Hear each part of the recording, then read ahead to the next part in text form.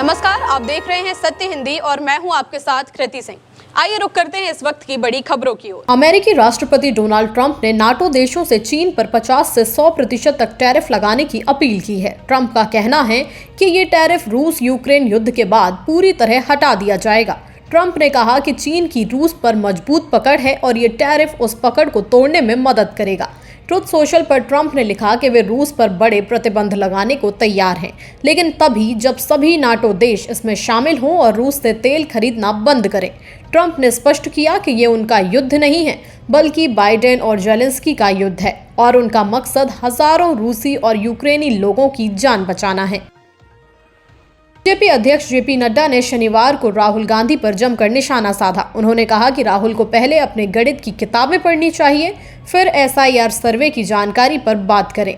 नड्डा ने आरोप लगाया कि कांग्रेस सिर्फ राजनीति कर रही है, जबकि एनडीए सरकार बिहार में सामाजिक न्याय और आर्थिक समानता के लिए काम कर रही है। नड्डा ने कहा कि एसआईआर के आंकड़े पारदर्शी हैं और इसका लाभ सभी वर्गों तक पहुंचाया जाएगा। वहीं विपक्ष ने आरोप लगाया कि बीजेपी इसे लागू करने में देरी कर रही है। नड्डा ने कहा कि बिहार को विकास के लिए पर्याप्त मदद दी जा रही है और कांग्रेस केवल भ्रम फैला रही है। ये मुद्दा बिहार चुनाव से पहले काफी चर्चा में है। दिल्ली में पीएम मोदी और उनकी दिवंगत मां हीराबेन पर बने एआई वीडियो को लेकर कांग्रेस नेताओं के खिलाफ एफआईआर दर्ज हुई है।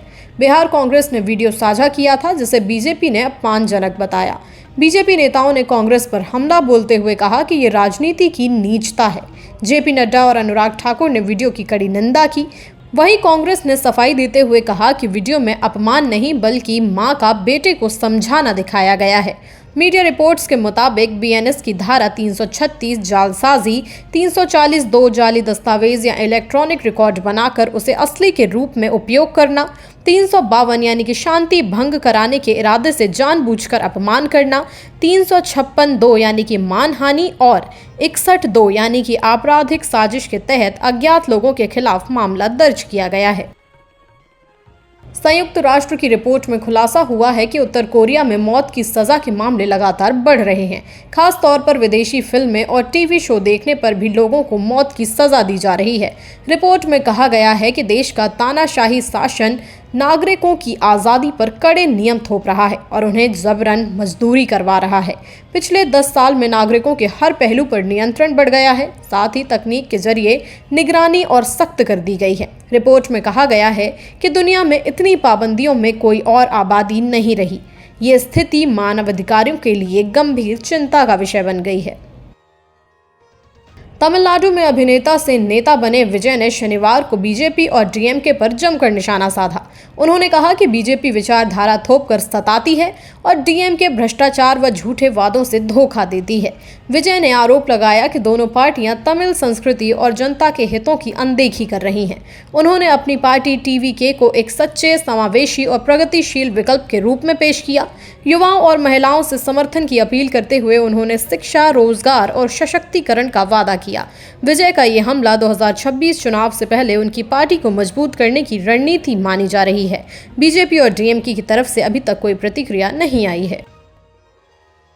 शिवसेना यूबीटी प्रमुख उद्धव ठाकरे ने Bharat Pakistan Asia cup 2025 match का शनिवार को कड़ा विरोध किया।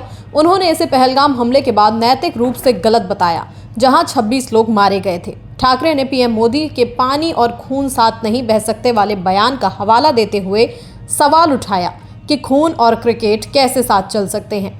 उन्होंने बीसीसीआई और केंद्र सरकार पर आरोप लगाया कि वे सिर्फ मुनाफे के लिए भावनाओं की अनदेखी कर रहे हैं। शिवसेना ने पलटवार करते हुए कहा कि ठाकरे को इस मुद्दे पर नैतिक अधिकार नहीं है। ठाकरे ने कहा कि शिवसेना यूबीटी इस मैच के खिलाफ प्रदर्शन करेगी। उन्होंने बताया कि पार्टी की महिला कार्यकर्ता अपने घरों से सिंदूर इकट्ठा करेंगी और इसे प्रधानमंत्री कार्यालय तक भेजा जाएगा। भारत और पाकिस्तान के बीच कल एशिया कप का मैच होने वाला है, लेकिन इसे लेकर राजनीति गर्मा गई है। विपक्षी दलों, खासकर कि कांग्रेस, शिवसेना यूबीटी और आम आदमी पार्टी ने मैच का विरोध किया है। आप नेताओं ने पाकिस्तान का प्रतीक जलाकर बहिष्कार की अपील की, जबकि शिवसेना ने खून और क्रिकेट साथ नहीं चल सकते कहा। पीड़ित परिवारों ने भी मैच को गलत बताया। वहीं केंद्रीय मंत्री अनुराग ठाकुर ने कहा कि बहु टीम टूर्नामेंट में खेलना जरूरी है, नहीं तो भारत अंक गंवा देगा। जम्मू कश्मीर के मुख्यमंत्री उमर अब्दुल्ला ने भी कहा कि द्विपक्षीय मैच नहीं, ये टूर्नामेंट का हिस्सा है और खेल राजनीति से ऊपर होना चाहिए। विवाद अब और बढ़ गया है। प्रधानमंत्री नरेंद्र मोदी 2 दिवसीय दौरे पर असम के गुवाहाटी पहुंचे। उनका मकसद राज्य में विकास परियोजनाओं का उद्घाटन करना और प्रसिद्ध गायक भूपेन हजारिका को श्रद्धांजलि देना है। पीएम मोदी 19,000 करोड़ रुपए से अधिक की परियोजनाओं का लोकार्पण करेंगे और कई परियोजनाओं की आधारशिला रखेंगे। ये परियोजनाएं सड़क, बुनियादी ढांचा और सामाजिक विकास से जुड़ी हैं। हवाई अड्डे पर उनका भव्य स्वागत किया गया। स्वागत में राज्यपाल लक्ष्मण प्रसाद आचार्य, मुख्यमंत्री हिमंता बिस्वा शर्मा और कैबिनेट के अन्य सदस्य शामिल रहे। अधिकारियों के अनुसार पीएम मोदी के इस दौरे के दौरान स्थानीय लोगों और अधिकारियों से मिलकर परियोजनाओं के महत्व को समझेंगे और असम के विकास को आगे बढ़ाने के लिए दिशा निर्देश देंगे। शनिवार को मणिपुर में अपनी यात्रा के दौरान प्रधानमंत्री नरेंद्र मोदी ने भारत और नेपाल के सांस्कृतिक और ऐतिहासिक संबंधों पर जोर दिया।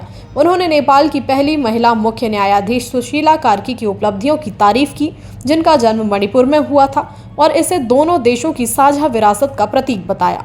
पीएम ने कहा कि मणिपुर की धरती ने रत्न पैदा किए हैं और साझा इतिहास हमें जोड़ता है। मोदी ने विकास परियोजनाओं का उद्घाटन किया और शांति की अपील की। वहीं विपक्षी कांग्रेस ने यात्रा को प्रतीकात्मक और ढोंगी करार दिया। पीएम का नेपाल के संदर्भ में संदेश सकारात्मक संबंध और साझा संस्कृति को मजबूत करने की दिशा में माना जा रहा है। कांग्रेस नेता पवन खेड़ा ने न्यूज एजेंसी ANI की एक पोस्ट पर जवाब देते हुए कहा कि अब पीएम के लिए बेहतर मानक तय करने होंगे। ANI ने पीएम के मणिपुर दौरे के दौरान तेज बारिश की खबर देते हुए एक पोस्ट किया और लिखा कि जब पीएम नरेंद्र मोदी मणिपुर के इम्फाल एयरपोर्ट पहुंचे तो वहां जोरदार बारिश हो रही थी। मौसम ऐसा नहीं था कि वो हेलीकॉप्टर से चुराचांदपुर जा सकें, लेकिन भारी बारिश के बावजूद पीएम ने तय किया कि वो सड़क के रास्ते ही जाएंगे ताकि रास्ते में लोगों से मिलकर बातचीत कर सकें, भले ही वहां पहुंचने में 1.5 घंटे लग रहा था। इस पर पवन खेड़ा ने कहा कि हिरेन जोशी की ये बातें अब बंद होनी चाहिए। पीएम मोदी के लिए खेड़ा ने कहा कि वो शख्स जो 864 दिन यानी कि 20,736 घंटे तक मणिपुर की हालत पर चुप बैठा रहा और कोई प्रतिक्रिया नहीं दी, वो सिर्फ 1.5 घंटे का दौरा कर कुछ खास नहीं कर रहा है। असल में उसका मणिपुर और पूरे भारत के लोगों के प्रति कहीं ज्यादा जिम्मेदारी बनती है। लगता है अब समय आ गया है कि हम अपने प्रधानमंत्रियों के लिए बेहतर मानक तय करें। सुप्रीम कोर्ट सोमवार को वक्फ संशोधन अधिनियम 2025 से जुड़ी याचिकाओं पर अपना फैसला सुनाएगा। यह अधिनियम वक्फ बोर्डों के कामकाज और संपत्तियों के प्रबंधन में सुधार लाने के लिए संसद में पारित किया गया था, लेकिन इसे लेकर विवाद तेज है। मुस्लिम संगठन, सामाजिक कार्यकर्ता और विपक्षी दल इसे अल्पसंख्यक अधिकारों का उल्लंघन और संविधान विरोधी बता रहे हैं। वहीं केंद्र सरकार का कहना है कि अधिनियम पारदर्शिता और जवाबदेही लाएगा। अदालत ने सुनवाई के दौरान दोनों पक्षों की दलीलें सुनी और संकेत दिए कि कुछ प्रावधानों की संवैधानिक वैधता की गहन जांच हो सकती है। सुप्रीम कोर्ट का यह फैसला इस विवाद में अहम मोड़ साबित होगा। इंग्लैंड के ओल्ड बरी में 20 साल की सिख महिला पर 2 श्वेत पुरुषों ने हमला कर बलात्कार किया। हमला 9 सितंबर की सुबह पार्क में हुआ। हमलावरों ने नस्लीय गालियां देते हुए कहा कि तुम इस देश में नहीं हो, निकल जाओ। पुलिस इसे नस्लीय घृणा अपराध मानकर जांच कर रही है। संदिग्धों का विवरण जारी कर स्थानीय लोगों ने CCTV डैश कैम या डोरबेल रिकॉर्डिंग देने की अपील की है। अभी तक कोई गिरफ्तारी नहीं हुई है। सिख संगठनों ने इसे गंभीर बताया और सरकार से कार्रवाई की मांग की है। स्टैंड अप टू रेसिज्म जैसे समूहों ने इसे नस्लवाद और महिलाओं पर हिंसा का उदाहरण बताया।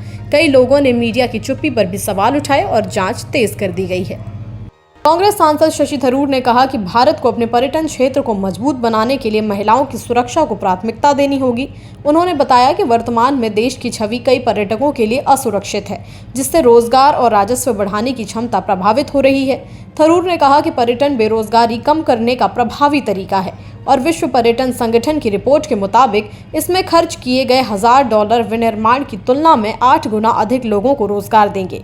उन्होंने मध्यम वर्ग के पर्यटकों के लिए बेहतर सुविधाओं, अधिक होटलों और बुनियादी ढांचों की कमी की आलोचना की। थरूर ने आगंतुकों की संख्या बढ़ाने और भारत को वैश्विक पर्यटन मानचित्र पर मजबूती से स्थापित करने का आह्वान किया। फिलहाल के लिए इतना ही। देश दुनिया की बड़ी खबरों के लिए देखते रहिए सत्य हिंदी।